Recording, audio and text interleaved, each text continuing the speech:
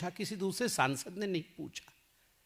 उनसे सवाल पूछा गया तो उन्होंने ताच्छल्य से, उन्होंने जिस प्रकार मजाक में कहा कि ये तो छोटी सी प्राणी है, गूंगी है, ये काटती नहीं है, काटने वाले तो अंदर बैठे हैं, काटने वाले तो सरकार चलाते हैं। ये अपने आप में बहुत ही, सोचो तो कोई विषय नहीं है, मगर सोचो तो आप देखिए सदन की गरिमा को भंग करने का प्रयास है। और आज भी, और आज से पहले भी कई बार लोकसभा के अध्यक्ष माननीय ओम बिड़ला जी ने हम सबको यह कहा है कि चाहे पार्लियामेंट हो, चाहे पार्लियामेंट की परिधि हो, सांसद का व्यवहार, सांसद का विचार और सांसद की वाणी में गरिमा होना चाहिए। कभी भी सदन के मर्यादा को धूमिल करने की चेष्टा किसी सांसद को नहीं करना चाहिए। सही है, लोकतंत्र में आवश्यक नहीं है कि दो पार्टी के लोगों का आपस में बहुत सहमति हो, असहमति हो सकती है, हम शत्रु नहीं हैं, मगर ऐसा नहीं है कि हम दुश्मन हैं एक दूसरे के और हम खून के प्यासे हैं एक दूसरे के। कभी भी ऐसा नहीं होना चाहिए कि अभद्रता, अशालीन भाषा का प्रयोग अपने मित्र सांसदों के लिए किया जाए।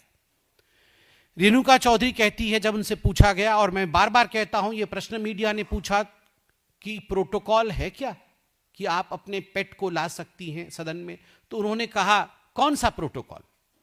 देखिए, हर चीज का प्रोटोकॉल होता है, हर चीज के नियम और कायदे होते हैं, और हम सब नियम, कायदे और प्रोटोकॉल से बंधे हुए हैं। कोई भी प्रोटोकॉल से ऊपर नहीं है, कन्वेंशन से ऊपर नहीं। क्या कोई कानून बना हुआ है? यह रेणुका जी ने पूछा। मैं भी अध्ययन करके नहीं आया हूं कि कानून बना हुआ है या नहीं बना हुआ है, मगर कहने का तरीका और कहने का लहजा, अगर हर सांसद ऐसे सोचने लगे कि लिखित में नहीं है, लिखित में तो यह भी कहीं कानून नहीं बना हुआ है कि हम अपने माता पिता का सम्मान करें। कहीं लिखा हुआ है क्या?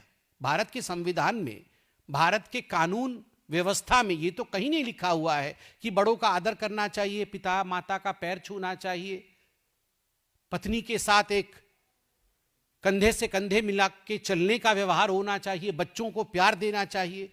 यह सब तो कहीं डिक्टेट नहीं किया गया है, मगर यह सब हम पालन करते हैं क्योंकि हम मनुष्य हैं, विवेक है हमारे पास। तो जिस प्रकार विवेक को दरकिनार करके रेणुका चौधरी जी ने जवाब दिया कि असली डसने वाले और काटने वाले पार्लियामेंट में बैठे हैं, सरकार चलाते हैं, पार्लियामेंट में बैठकर जो रोज हमें डसते हैं, मैं उन शब्दों का ना तो प्रयोग करूंगा और ना गुस्से से कुछ कहूंगा, मगर मुझे दुख लगता है कि कांग्रेस के हताशा का स्तर यह हो सकता है कि उनके सांसद इस प्रकार की भाषा का प्रयोग पार्लियामेंट के अंदर बैठे अपने साथियों के लिए कर सकते हैं। वैसे देखें तो ये डिबेट और डिस्कशन का विषय नहीं है, मगर जरा चिंता करिए कि किस प्रकार से एक बाइट नहीं, बाइट पे बाइट दी गई। और आज राहुल गांधी, जो कांग्रेस पार्टी के सर्वोच्च नेता हैं, LOP हैं, लीडर ऑफ ऑपोजिशन है, जब उनसे पूछा गया तो उन्होंने कहा अच्छा क्या डॉग यहां तक आ गया था? तो पत्रकारों ने कहा हाँ यहां तक आ गया था। अच्छा यहां अलाउड नहीं है? तो पत्रकारों ने कहा नहीं सर, प्रोटोकॉल से तो नहीं। अच्छा अंदर तो अलाउड है, अंदर तो अलाउड है, इशारा करते हुए सदन की तरफ। और वहां उन्होंने ये नहीं कहा कि अंदर तो सरकारी रूप से अलाउड है, अंदर अपने भी सांसदों को, अपने गठबंधन के सांसदों को और देश के तमाम सांसदों को उन्होंने कहा अंदर तो अलाउड है। There are certain implied meanings. ये देश की जनता है, सब समझती है। राहुल जी, ये अपेक्षा आपसे नहीं है और हम ये गुस्से से नहीं कह रहे हैं। मैं आशा करता हूं आप घर जाके शांति से बैठकर टीवी चलाकर रेणुका जी की बाइट और अपनी बाइट देखें। अपनी हरकतों को देखें। With this kind of speech, with this kind of behaviour, will the country respect you? क्या देश आपका सम्मान करेगा? क्या लोग आपको वोट देंगे यदि इस प्रकार से आप बात करेंगे? न गंभीरता है, न प्रतिष्ठा है, न मर्यादा है।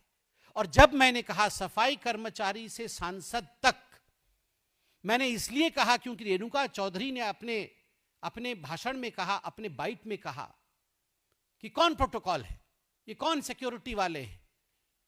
कोई पास बनता है कुत्ते का? पास बनता है तो इसका भी पास बना दीजिए। सिक्योरिटी ऑफिसर्स जो अंदर रहते हैं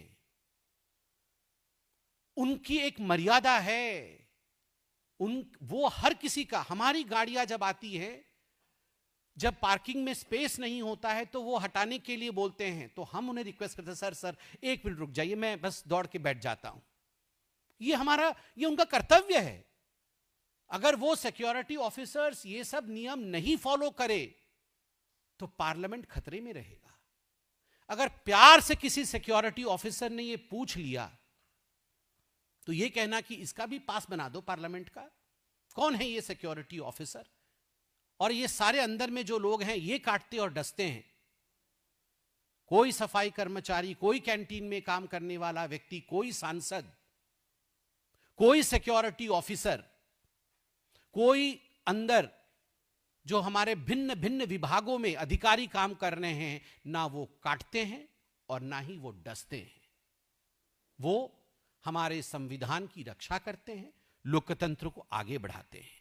तो मुझे लगता है जिस प्रकार the decorum and the dignity of the parliament has been hurt both by the statement of Rahul Gandhi and Renuka Chowdhury, I believe both the ours, Rahul and Renuka, need to remember the third R, that this responsibility of an MP. Rahul और रेणुका जी को जिम्मेदारी एक MP की क्या होती है वह जानना पड़ेगा। अब दूसरा विषय भी उतना ही महत्वपूर्ण है, वो संचार साथी का है। जो दुष्प्रचार के साथी हैं वो संचार साथी क्या होता है वो समझ नहीं पाएंगे। Those who are champions of misinformation will never understand what is संचार साथी। इसलिए उन दुष्प्रचार के साथियों को हम तथ्य बताएंगे, हमारे तथ्य बताने के बाद भी वो समझ नहीं पाएंगे, मगर जनता जनार्दन तक तथ्य पहुंचाना ये हमारा काम है।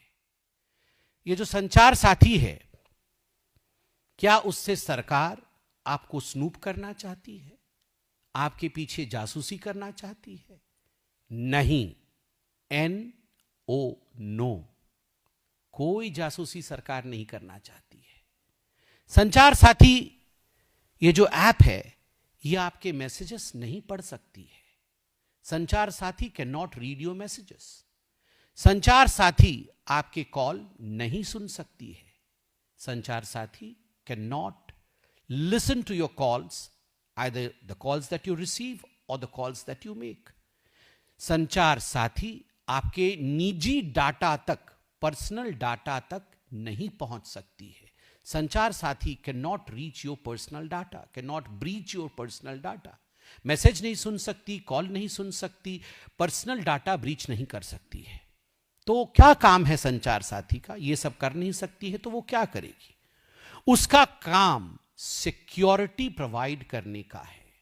जो यूजर्स हैं उनको वो सिक्योरिटी प्रोवाइड करेगी। फ्रॉड को रोकने का है। चुराए हुए मोबाइल फोन को ट्रैक करने का है और उसे रोककर उसे अपने मालिक के पास पुनः पहुंचाने का है। फ्रॉड रोकना, सिक्योरिटी करना, चुराए हुए या गुमशुदा मोबाइल फोन इनको ट्रैक करने का है। संचार साथी का काम मुख्यतः कैसे रहेगा? नंबर 1, रिपोर्टिंग का। संचार साथी एक रिपोर्टर है मोबाइल फोन में, जैसे आप रिपोर्टर हैं। आप कुछ चुराते नहीं हैं, आप संविधान को और देश को बचाने का काम करते हैं। जो मेरे सामने मेरे साथी बैठे हैं वो संचार साथी है। यह भी रिपोर्टिंग करती है। ये क्या रिपोर्टिंग करती है? सस्पिशियस कॉल्स, यदि कोई ऐसा फ्रॉडुलेंट कॉल आ रहा है आपके पास, सस्पिशियस कॉल, उसको रिपोर्ट करती, उस पर रिपोर्ट किया जा सकता है। दूसरा, स्पैम्स। आप जानते हैं स्पैम्स आता है आजकल, ट्रू कॉलर में बहुत जगह स्पैम लिखा हुआ आता है। आप संचार साथी पे स्पैम्स को रिपोर्ट कर सकते हैं।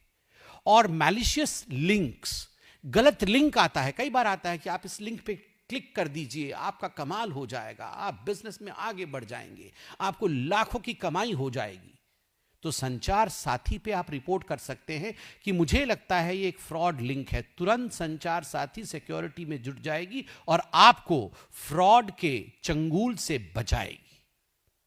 ठीक जैसे आप संचार साथी हैं जो देश के डेमोक्रेसी को बचा रहे हैं, ठीक उसी प्रकार मोबाइल में भी अब मोबाइल को बचाने के लिए और मोबाइल के यूजर को बचाने के लिए संचार साथी है।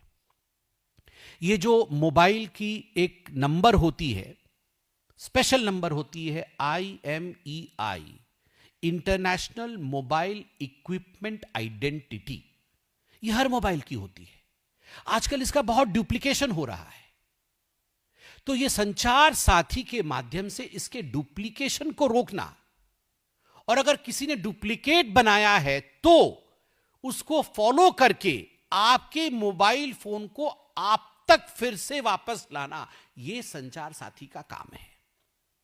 एक तो लॉस्ट और स्टोलन मोबाइल डिवाइसेस को रिट्रीव करना, दूसरी बात है कई लोग अलग अलग नाम से मोबाइल फोन ले लेते हैं, सारे मोबाइल फोन उनके पास रहते हैं और फ्रॉड करने के लिए उन मोबाइल फोन्स का इस्तेमाल करते हैं।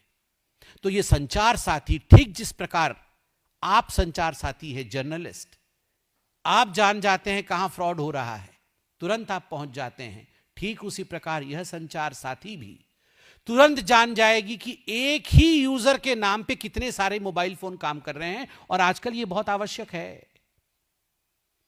ये जितने भी बड़े बड़े आप देख रहे हैं गैंगस्टर्स काम कर रहे हैं, चाहे वो आतंक के मसले को लेकर हो, चाहे फ्रॉड के मसले को लेकर हो, ये अपने नाम से मोबाइल नहीं लेते हैं, ये किसी दूसरे के नाम से मोबाइल लेकर मल्टीपल यूजर्स के रूप से ये इस्तेमाल करते हैं। तो ये सारों को एक व्यक्ति पर पिन पॉइंट कर देना कि कहां से यूज हो रहा है, ये संचार साथी का काम है।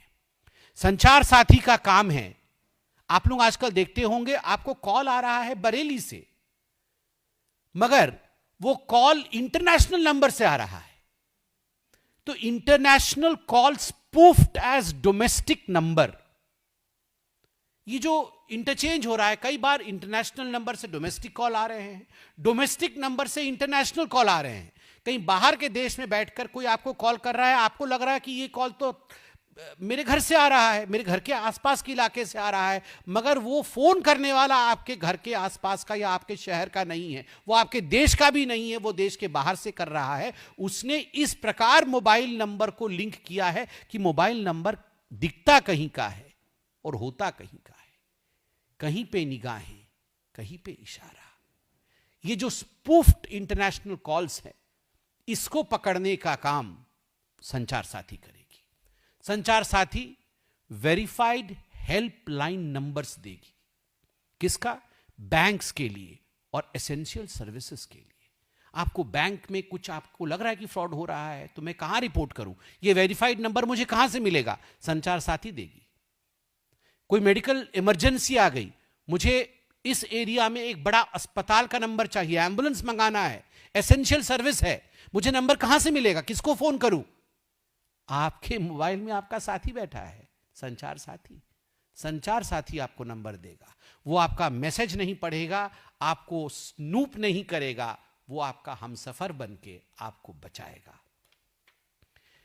बड़े अच्छे से आज सरकार ने समझाया है, there is no passive monitoring, there is no data extraction and there is no hidden activity. कोई छुपी गतिविधि नहीं है संचार साथी का, कोई डाटा एक्सट्रैक्शन नहीं है, कोई पैसिव मॉनिटरिंग नहीं है। तो ये संचार साथी लाने की आवश्यकता क्यों पड़ी? पूरे विश्व में ये जो IMEI मैंने कहा, इसका डुप्लीकेशन बहुत हो रहा है, बचाने की आवश्यकता है। इसलिए fraud in the second hand smartphone market, ये जो सेकेंड हैंड हम अपने मोबाइल फोन को बेच देते हैं, जो सेकेंड हैंड मोबाइल मार्केट है, वहां जितने फ्रॉड हो रहे हैं, आपने मोबाइल बेच दिया, आपके नाम पे वहां गलत गतिविधि हो रही है, आप फंस रहे हैं, मगर करने वाला बच गया। तो संचार साथी आपको बचाएगा, वो आपकी रक्षा करेगा। SIM misuse and identity based mobile fraud. आजकल सिम का मिसयूज और आइडेंटिटी बेस्ड, जो मैंने कहा आइडेंटिटी को ट्विस्ट करके किस प्रकार आतंकी भी बच जा रहे हैं, और सिम को मिसयूज करके बहुत दुर्घटनाएं करने की कोशिश हो रही है,